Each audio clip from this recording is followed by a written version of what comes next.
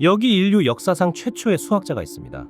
최초로 왜라는 질문의 논리라는 방패를 들고 답했던 인물인데요. 인류는 아주 오래전부터 숫자를 세긴 했지만 그건 어디까지나 생존을 위한 기술이었습니다. 그러던 어느 날 한 남자가 나타나 인류에게 완전히 새로운 눈을 선물합니다. 단순히 이것은 이렇다라고 믿는 것이 아니라 왜 그런지 논리적으로 증명해보자라고 말하기 시작한 겁니다. 그는 자 하나 되지 않고 거대한 피라미드의 높이를 알아냈고 원의 지름이 원을 2등분한다는 너무나 당연해 보이는 사실조차 논리의 힘으로 증명해냈습니다. 이것이 바로 인류가 경험의 시대에서 논리의 시대로 넘어가는 역사적 순간이었습니다. 오늘 우리는 인류 역사상 최초의 수학자 탈레스를 만나보겠습니다. 이제 본질적인 수학 이야기로 들어가 봅시다. 탈레스의 업적 중 가장 아름답고 고귀한 발견인 바로 원주각에 대한 정리입니다. 원의 지름을 한 변으로 하는 원 위의 모든 삼각형은 항상 직각삼각형이다. 자, 다음을 한번 볼까요? 원의 중심을 O라고 하고 지름 AB를 긋습니다. 원 위에 임의의 점 C를 찍고 삼각형 ABC를 만듭니다. 탈레스는 여기서 중심 O와 점 C를 연결하는 보조선을 긋는 천재성을 발휘합니다. 그러면 반지름의 길이가 같으므로 두 개의 이등변 삼각형이 생기죠. 이등변 삼각형의 두 밑각이 같다는 성질을 이용해 식을 세워보면 삼각형 ABC의 내각의 합은 반드시 180도가 되어야 하므로 점 C에서의 각도는 무조건 90도가 나옵니다. 물론 우리의 수파민 시청자분들은 전부 어렸을 때부터 배워왔으니 놀랄 일은 아니지만 사실 여기서 한번 전율을 느끼셔야 합니다. 당시에 점 C를 원 위에 어디에 찍든 그 삼각형은 예외 없이 직각삼각형이 된다는 걸 발견했다는 건 엄청난 거거든요. 그는 다음 5가지 기하학적 정리를 최초로 증명했다고 알려져 있습니다. 1. 원은 그 지름에 의해 이등분된다. 2. 이등변 삼각형의 두 밑각의 크기는 같다. 3. 두 직선이 교차할 때 막곡지각의 크기는 같다. 4. 반원에 내접하는 각은 직각이다. 5. 한 변의 길이와 양끝각의 크기가 같은 두 삼각형은 합동이다. 이 정리들은 오늘날 초등학생도 아는 기초 중의 기초입니다. 하지만 2600년 전 왜 그런가라는 질문의 논리적인 증명으로 답을 내놓은 것은 인류사에 있어 거대한 도약이었습니다. 헤로도토스의 기록에 따르면 기원전 585년 5월 28일 리디아와 메디아의 치열한 전쟁터에서 기적이 일어납니다. 6년째 이어진 지루한 전쟁 중 갑자기 한낮에 태양이 사라지고 전장이 칠 같은 밤으로 변했습니다. 병사들은 공포에 질려 무기를 내려놓았습니다. 신에 계시다. 전쟁을 멈추라는 명령이다. 양측은 그 자리에서 평화협정을 맺고 전쟁을 끝냈습니다. 그런데 놀라운 사실은 탈레스가 이 일식을 정확히 예견하고 있었다는 점입니다. 자, 여기서 우리는 현대적인 의심을 품어봐야 합니다. 당시 기술로 특정 지점의 일식을 예견하는 것이 정말 가능했을까요? 학자들은 그가 바빌로니아 천문학의 사로스 주기를 알고 있었을 것이라 추측합니다. 사로스 주기는 태양과 달, 지구가 원래 위치로 돌아오는 약 18년 11일의 주기입니다. 비록 사로스 주기는 월식 예측에 더 특화되어 있고 일식은 관측 지점에 따라 보이지 않을 수도 있다는 한계가 있지만 탈레스가 이 주기를 통해 하늘의 현상은 신의 변덕이 아닌 반복되는 규칙임을 간파했다는 사실이 중요합니다. 그는 두려움의 대상이었던 하늘을 계산의 대상으로 바꾼 최초의 수학자였습니다.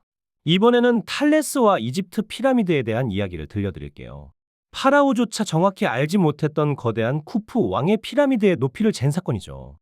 수천 명의 노예가 수십 년간 쌓아 올린 그 압도적인 건축물 앞에 탈레스는 고장 막대기 하나를 들고 섭니다.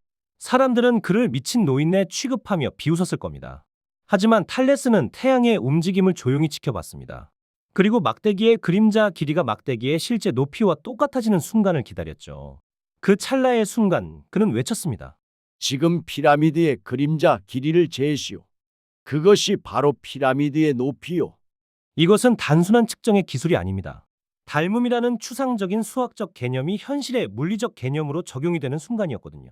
여러분 초등학교 때 닮음을 배우긴 했지만 기계적으로 그냥 외우기만 했었죠. 하지만 탈레스는 수학적으로 보면 비례식이 성립함을 간파한 것이죠.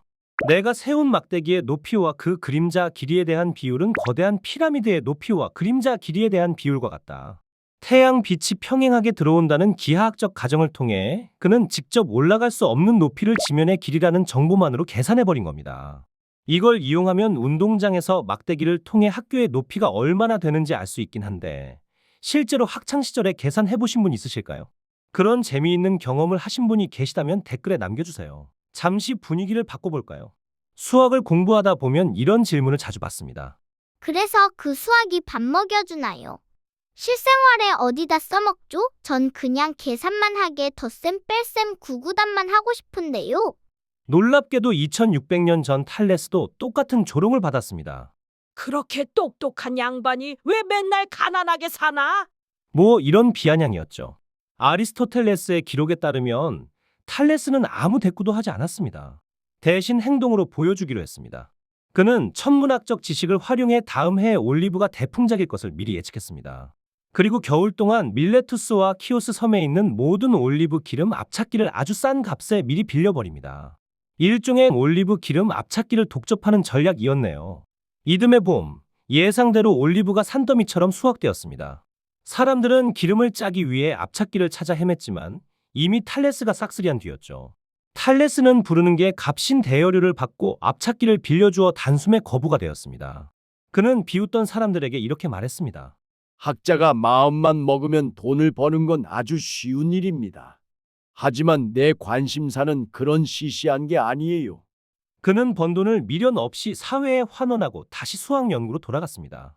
이거 뭔가 푸엔칼의 추측을 증명하고 각종 상금 및 필지상도 모두 거절한 그레고리 페렐만과 비슷하지 않나요? 아닌가요? 넘어가시죠. 하지만 천재에게도 굴욕적인 순간은 있었습니다. 플라톤의 기록에 따르면 탈레스가 밤하늘의 별을 관찰하며 걷다가 발밑에 우물을 보지 못해 빠지고 말았습니다. 그걸 본 한 하녀가 배를 잡고 웃으며 비웃었죠. 발 앞에 있는 것도 못 보면서 어떻게 하늘의 이치를 알려고 하십니까? 이 일화는 철학자와 수학자들이 현실 감각이 없다는 조롱의 상징처럼 쓰인다고 하네요. 넘어가시죠. 기원전 6세기 고대 그리스의 사람들은 비가 오지 않거나 전염병이 돌면 신의 저주라고 믿었습니다. 이런 암흑 같은 시대에 탈레스가 인류 최초로 왜라는 질문을 하면서 등장합니다. 그는 다음과 같이 주장합니다. 세상은 신이 만든 무대가 아니라 스스로 작동하는 원리가 있는 기계와 같다. 물론 그가 내세운 만물의 근원은 물이다라는 가설을 지금 보면 우스울지도 모릅니다. 하지만 중요한 건 말이죠. 무엇이 아니라 어떻게 생각했느냐입니다. 초자연적인 존재를 배제하고 오직 눈에 보이는 물질과 이성적인 추론만으로 세상을 설명하려 했다는 것이에요. 탈레스는 관찰을 넘어서 보편적인 진리를 갈구했습니다. 어떤 상황에서도 변하지 않는 규칙, 그것이 바로 수학의 본질임을 그는 직감했습니다. 그는 이집트와 바빌로니아를 여행하며 얻은 단편적인 계산법들을 모아 논리라는 체계로 엮기 시작합니다. 자, 지금까지 최초의 수학자 탈레스에 대해 알아보았습니다. 그 이전에 인류는 폭풍우 앞에서 무릎을 꿇고 신의 노여움을 빌었지만 탈레스 이후에 인류는 폭풍우의 구름 속에서 기압의 법칙을 읽기 시작했습니다.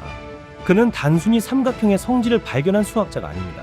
막대기 하나로 피라미드를 재고 찰나의 일식을 예견하며 그는 우리에게 많은 것을 남겨주었습니다. 최초의 질문자, 최초의 철학자 탈레스가 던진 그 왜라는 질문은 이제 여러분의 몫입니다. 지금까지 수파민이었습니다.